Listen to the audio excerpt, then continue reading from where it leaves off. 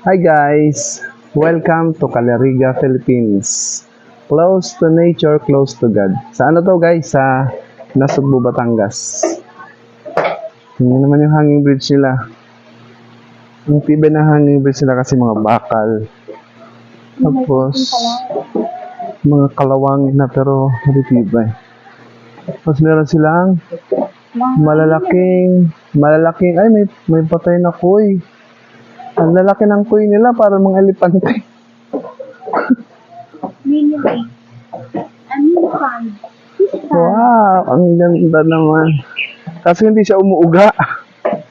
Gusto ko na umuuga. Next week ko yung umuuga-uga na hanging bridge. Hindi naman to hanging bridge eh. Gusto nakahasa sa floor. Kaya lang, hindi siya umuuga-uga. Di mo maramdaman yung pressure. Wow. Marami siyang babaan, may mga akyatan, pwede kang dumaan.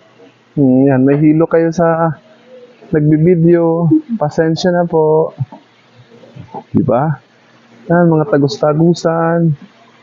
Oh, nakahilo yung nagbibideo, diba? Oh, gets nila kung bakit kayo nahihilo. Kasi nanonood kayo ng video ko. Ay! Ay. Dumali ka na naman. Ah, diba?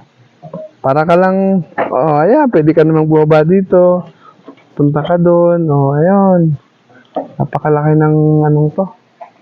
Napakalaki naman. Siguro dito pwedeng maligo. May bumubula-bula pa. Wow. It's natural. Wow, ang lalaki ng pool, Wala siyang halong chemical. Look. Wow! So nice. Kois are so big. Wow!